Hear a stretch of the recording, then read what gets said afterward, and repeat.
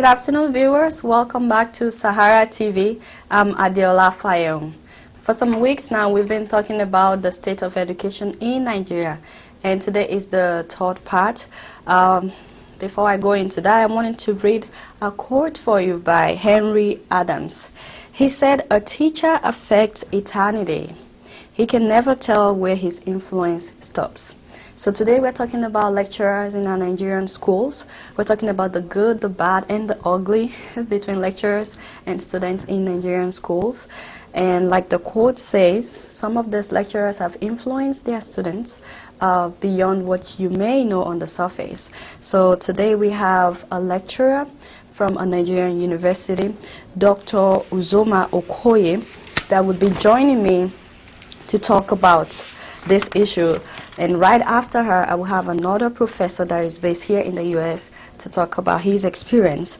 Dr. Okoye graduated in 1989 with a bachelor's degree in sociology. So she's a lecturer and also a social worker. In 1996, she obtained her master's degree in social work. And in 2002, she obtained a PhD in social gerontology. Dr. Okoye is a full-time lecturer at the University of Nigeria, Nsukka, in the Department of Social Work. She's currently on sabbatical leave. She was a Fulbright scholar here in the U.S. Dr. Okoye, welcome to Sahara TV. Can you hear me? Yes, I can. Thank you. Thanks for joining us today. It's a pleasure having you. It's a pleasure, too. So, Dr. Okoye, you are today a lecturer at the University of Nsukka, where you were once a student, right? Yeah, University of Nigeria, Nsukka. University of Nigeria, Nsukka, forgive me. And I understand you've been a lecturer there for 18 years. Am I correct?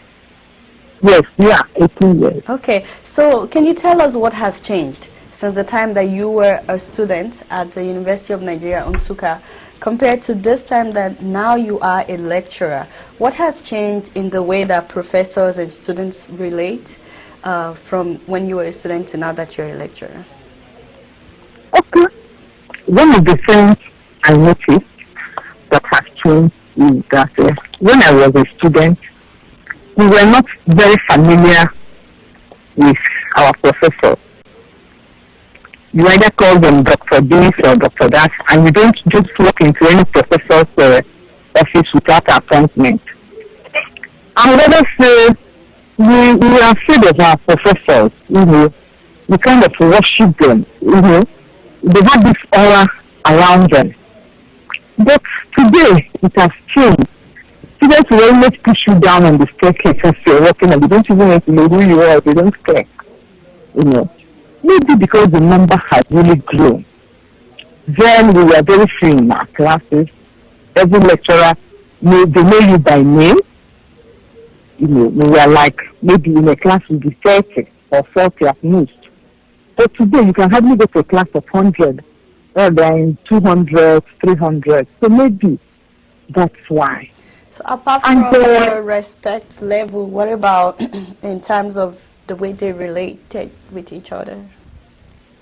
Yeah, we are maybe respect, but we're also afraid of the lecturers. There was respect there, but there's this element of fear too. The lecturer was all-knowing. He's like a small god then. So, were there any, affairs at that time between lecturers and students? I mean, if you feared your lecturers at the time, what if they approach you for a relationship, or that was not happening at the time? Yeah, even if it was happening, it wasn't maybe open. People don't know about that. I see. Students were a lot more matured then too, so it's probably be by consent. People may be more willing. People were a lot older. People get into the university maybe at 19, 20, 10. Unlike now, what people get into the university at 15, 16. So can you tell me what's going on now? Is it true that some lecturers are sleeping with their students?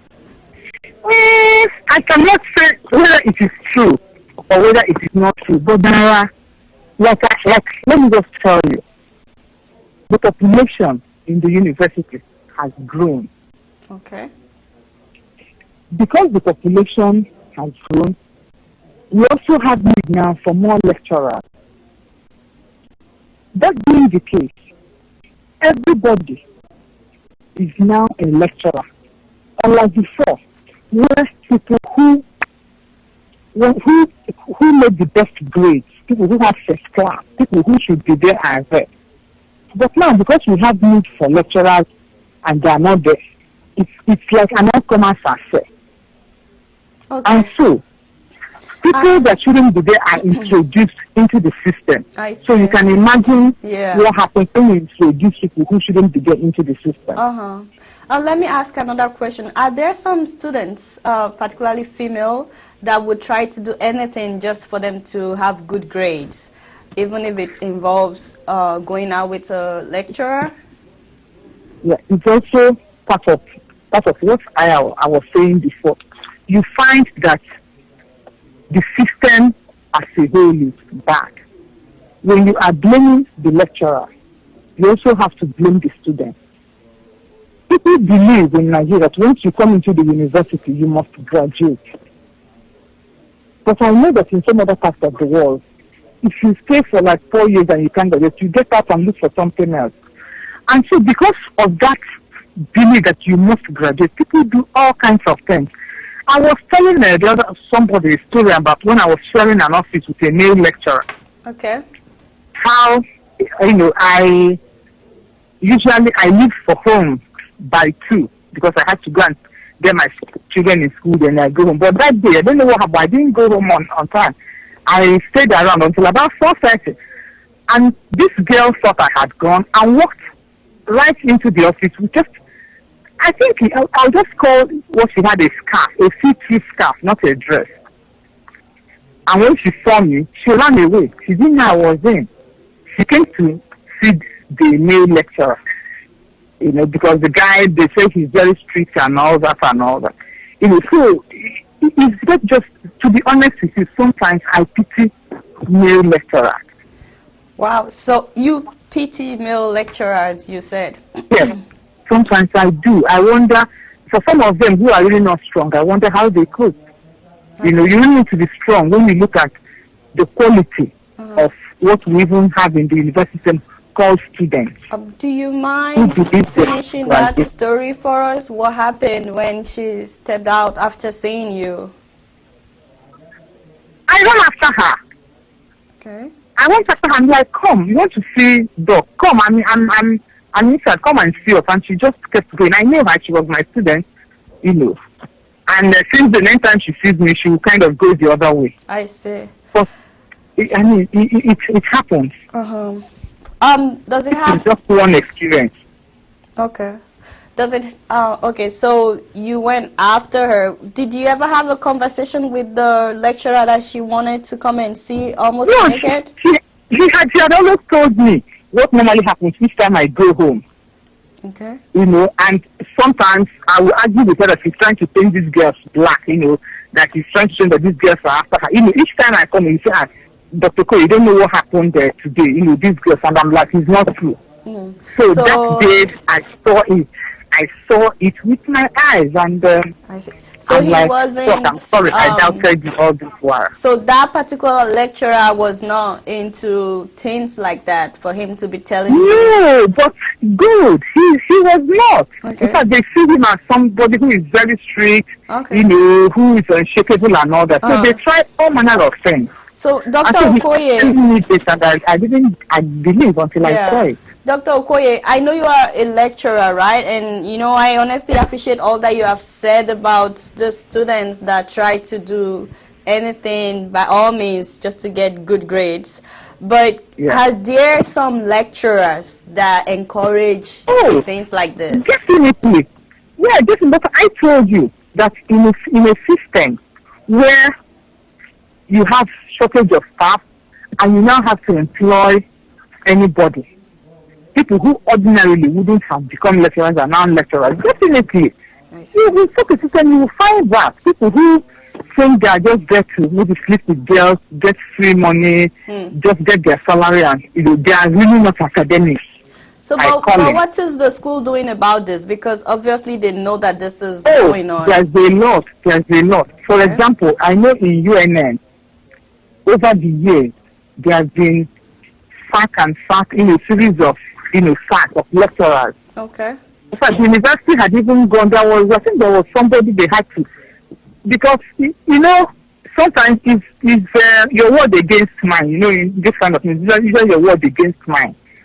So it may not be easy to pin down somebody. Okay. But I know the university had gone out of its way to give somebody like a max note and all that. And they got this lecturer and they sacked them. What about female lecturers? Are there some male students that would be desperate to please a female lecturer to pass?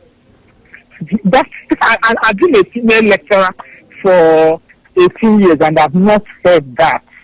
Okay. And at least nobody, I've not had any such encounter with a Let me ask you briefly about handouts. Why do they sell handouts? Is it because there are no textbooks for the students to use? That is number one. That is, this thing we are talking about now was maybe happened 5 or 6 years ago. In my university, in the past 6 years, there's no such thing as handouts. Okay. In my own university, University of Nigeria and Soka, there's no such thing as handout.